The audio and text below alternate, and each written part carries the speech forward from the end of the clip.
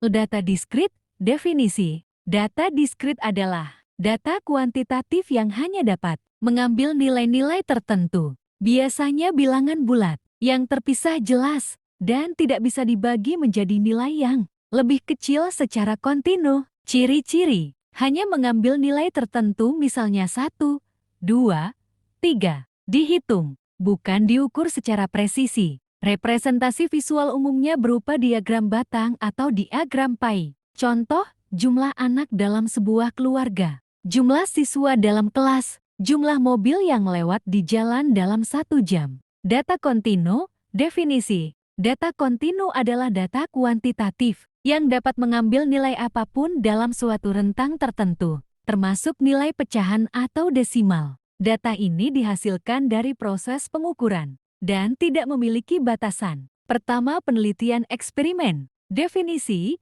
penelitian yang secara aktif memanipulasi variabel independen untuk melihat dampaknya pada variabel dependen dalam kondisi yang terkendali. Ciri-ciri utama, manipulasi variabel. Peneliti mengubah atau mengendalikan variabel independen perlakuan, randomisasi, partisipan diacak ke dalam kelompok, eksperimen dan kontrol guna meminimalkan bias. Kontrol lingkungan, kondisi penelitian dijaga seragam untuk memastikan variabel lain tidak memengaruhi hasil. Kesimpulan sebab akibat. Karena adanya manipulasi dan kontrol, penelitian eksperimen dapat menghasilkan kesimpulan yang kuat mengenai hubungan sebab akibat. Kedua, penelitian ex post facto, definisi. Penelitian yang mengkaji peristiwa atau kondisi yang sudah terjadi tanpa adanya manipulasi oleh peneliti. Variabel-variabel peneliti hanya diobservasi secara retrospektif. Ciri-ciri utama, observasional. Peneliti mengamati perbedaan atau hubungan antar variabel yang sudah ada sebelumnya. Tidak ada manipulasi. Variabel independen tidak dimanipulasi karena peristiwa telah terjadi. Kelompok natural, partisipan dikelompokkan berdasarkan kondisi atau karakteristik yang telah terjadi. Misalnya, jenis kelamin, status kesehatan, keterbatasan kesimpulan kausal, meskipun dapat mengungkap hubungan, sebab akibat tidak dapat ditegaskan secara definitif karena tidak ada kontrol penuh. Ketiga, penelitian R&D Research and Development, definisi, penelitian yang fokus pada pengembangan produk, proses, atau inovasi baru melalui serangkaian tahap perancangan, pengembangan, dan pengujian. Ciri-ciri utama, pendekatan iteratif, melibatkan siklus perencanaan, pengembangan, evaluasi, dan revisi secara berulang. Gabungan teori dan aplikasi, mengintegrasikan penelitian dasar untuk memahami fenomena, dengan penelitian terapan untuk menciptakan solusi praktis. Fokus pada inovasi, bertujuan menghasilkan produk, teknologi, atau proses yang dapat diterapkan secara nyata. Pengujian prototipe sering melibatkan pembuatan prototipe dan uji coba sebagai bagian dari proses pengembangan. Pertama, penelitian deskriptif. Ciri-ciri, menggambarkan kondisi atau karakteristik suatu fenomena tanpa mencari hubungan. Sebab akibat, mengumpulkan data melalui observasi, survei, atau studi dokumen. Hasilnya berupa deskripsi apa adanya dari fenomena yang diteliti. Contoh, studi tentang profil demografis penduduk di suatu kota. Survei kepuasan pelanggan. Kedua, penelitian korelasional. Ciri-ciri utama, bertujuan untuk mengetahui hubungan atau asosiasi antara dua atau lebih variabel tanpa manipulasi. Data dikumpulkan secara observasional dan dianalisis dengan teknik statistik korelasi. Tidak dapat memastikan hubungan sebab akibat, hanya menunjukkan kekuatan dan arah hubungan. Contoh, hubungan antara tingkat pendidikan dan pendapatan, keterkaitan antara stres kerja dan produktivitas. Ketiga, penelitian komparatif. Ciri-ciri utama, membandingkan dua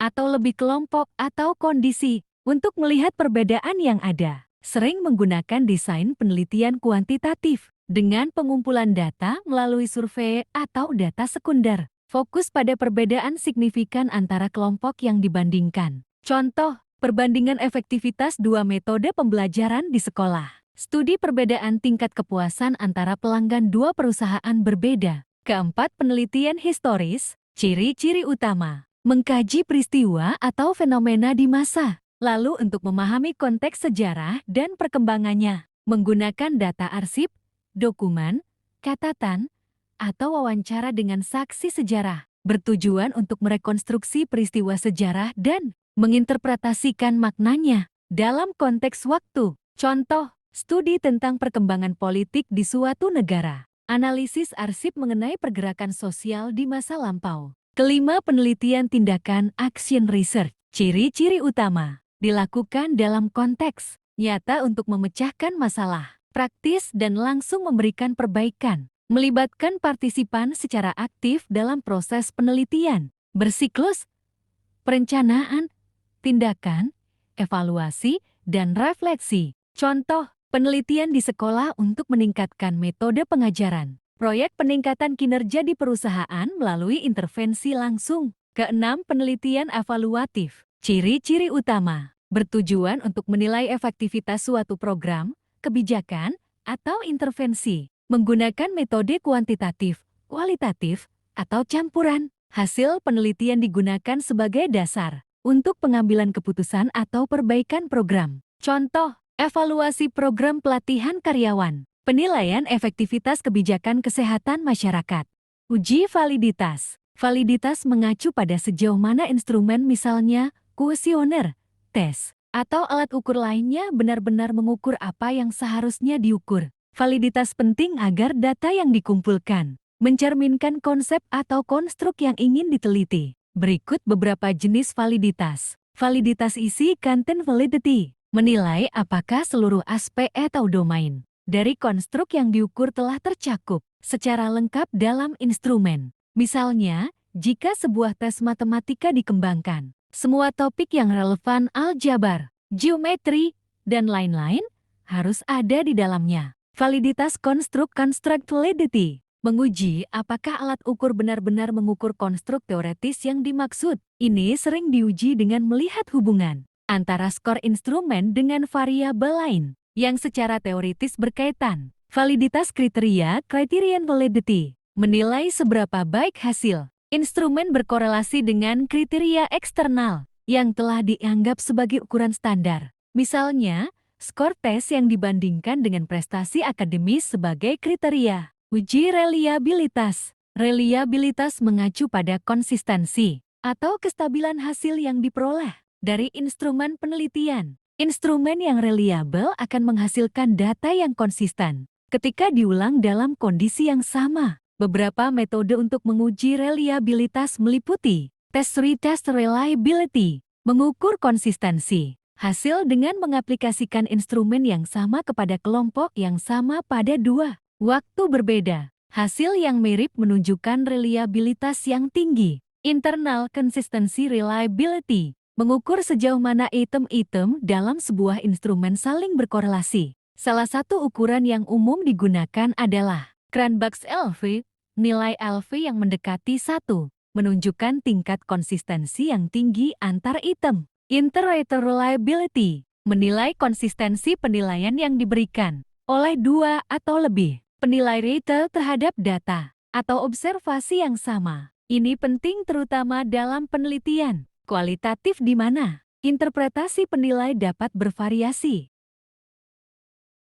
True experimental eksperimen sejati, sebuah desain penelitian di mana peneliti secara acak menempatkan peserta ke dalam kelompok eksperimen dan kontrol, lalu secara aktif memanipulasi variabel independen serta mengontrol variabel perancu. Dengan demikian, hubungan sebab akibat dapat ditetapkan dengan tingkat validitas internal yang tinggi. Quasi-experimental eksperimen kuasi, sebuah desain penelitian yang juga melibatkan manipulasi variabel independen untuk melihat pengaruhnya terhadap variabel dependen. Namun tanpa penerapan randomisasi penuh misalnya, menggunakan kelompok yang sudah ada. Karena kontrol terhadap variabel perancu tidak seketat pada eksperimen sejati. Kesimpulan sebab akibatnya harus diinterpretasikan dengan lebih hati-hati. True experimental eksperimen sejati. Randomisasi, peserta secara acak, ditempatkan ke dalam kelompok eksperimen dan kontrol. Manipulasi variabel independen, peneliti secara aktif Mengubah variabel independen untuk mengamati dampaknya pada variabel dependen. Kontrol yang ketat. Kondisi lingkungan dikontrol untuk meminimalkan pengaruh. Variabel luar confounding variables. Internal validity tinggi. Karena randomisasi dan kontrol ketat, hubungan sebab akibat dapat ditegaskan dengan lebih kuat. Quasi-experimental eksperimen kuasi. Tanpa randomisasi penuh, peserta tidak ditempatkan secara acak. Biasanya menggunakan kelompok yang sudah ada intact groups. Manipulasi variabel independen terbatas. Meskipun perlakuan atau intervensi tetap diberikan. Pengontrolan variabel luar tidak seketat pada true experimental. Keterbatasan kontrol variabel, faktor, eksternal atau variabel perancu tidak dapat dikendalikan sepenuhnya. Sehingga kesimpulan sebab akibat harus diinterpretasikan dengan hati-hati. Internal validity lebih rendah. Karena tidak adanya randomisasi dan kontrol penuh, hasilnya rentan terhadap bias dari variabel lain. Statistik non-parametrik adalah metode statistik yang tidak memerlukan asumsi tentang distribusi data atau parameter populasi tertentu. Berbeda dengan statistik parametrik yang mengasumsikan bahwa data mengikuti distribusi tertentu seperti distribusi normal lebih fleksibel dan dapat digunakan untuk data ordinal, data kategori, atau data kuantitatif yang tidak memenuhi asumsi distribusi tertentu. Ciri-ciri statistik non-parametrik tidak memerlukan asumsi distribusi data tertentu, misalnya normal. Bisa digunakan untuk data ordinal, ranking, atau kategori. Lebih cocok untuk sampel kecil atau data yang tidak terdistribusi normal. Berikut beberapa contoh statistik non-parametrik dalam berbagai situasi. Pertama, uji Mann-Whitney pengganti uji T untuk 2 sampel independen. Contoh, seorang guru ingin membandingkan nilai ujian siswa yang belajar dengan metode A vs metode B, tetapi datanya tidak berdistribusi normal. Gunakan uji Mann-Whitney untuk melihat apakah ada perbedaan signifikan antara kedua kelompok. Kedua, uji Wilcoxon pengganti uji T berpasangan. Contoh, seorang dokter mengukur tekanan darah sebelum dan sesudah pasien diberikan obat. Karena datanya tidak normal, tidak bisa pakai uji T berpasangan. Gunakan uji Wilcoxon untuk mengecek apakah ada perubahan signifikan dalam tekanan darah. Ketiga, uji Kruskal-Wallis pengganti ANOVA untuk lebih dari 2 kelompok. Contoh, seorang peneliti ingin membandingkan tingkat stres antara mahasiswa dari 3 jurusan berbeda, tetapi data tidak normal. Gunakan uji Kruskal-Wallis untuk melihat apakah ada perbedaan signifikan antara ketiga kelompok. Keempat, uji chi-square untuk data kategori. Contoh, seorang pemasar ingin mengetahui apakah jenis produk yang dibeli berbeda berdasarkan gender laki-laki vs perempuan. Gunakan uji chi-square untuk melihat apakah ada hubungan antara variabel gender dan jenis produk yang dibeli. Pertama, skala nominal. Definisi. Data dikategorikan hanya berdasarkan nama atau label tanpa adanya urutan atau tingkatan. Karakteristik tidak memiliki urutan. Angka atau simbol hanya sebagai identitas contoh. 1 laki-laki, 2 perempuan. Operasi matematika tidak dapat diterapkan. Contoh, jenis kelamin laki-laki atau perempuan. Warna favorit, agama, skala ordinal. Definisi, data dikategorikan berdasarkan urutan atau peringkat. Namun jarak antar kategori tidak diketahui atau tidak sama. Karakteristik, memiliki urutan ranking. Jarak antar kategori tidak dapat diukur secara tepat. Cocok untuk data yang menggambarkan tingkat atau peringkat. Contoh, sangat puas, puas, tidak puas. Contoh, tingkat kepuasan pelanggan sangat puas, puas, netral, tidak puas, sangat tidak puas. Peringkat dalam suatu lomba. Ketiga, skala interval. Definisi, data yang diukur dengan angka di mana jarak antara nilai-nilainya sama, namun tidak memiliki nol mutlak yang berarti tidak ada. Karakteristik, memiliki jarak yang sama antara nilai selisih yang konsisten. Titik nol bersifat arbiter. Contoh, suhu 0 derajat Celcius bukan berarti tidak ada suhu. Operasi penjumlahan dan pengurangan dapat dilakukan. Contoh, suhu dalam derajat Celcius atau Fahrenheit. Tahun kalender meskipun tidak bermakna dalam perbandingan rasio. Keempat, skala rasio. Definisi, Data yang memiliki semua sifat skala interval, ditambah dengan adanya nol mutlak yang menunjukkan ketiadaan atribut yang diukur. Karakteristik, jarak antar nilai sama, memiliki nol mutlak. Contoh, berat badan 0 kg berarti tidak ada berat. Seluruh operasi matematika penjumlahan, pengurangan, perkalian, pembagian dapat dilakukan. Contoh, tinggi badan, berat badan, waktu, pendapatan.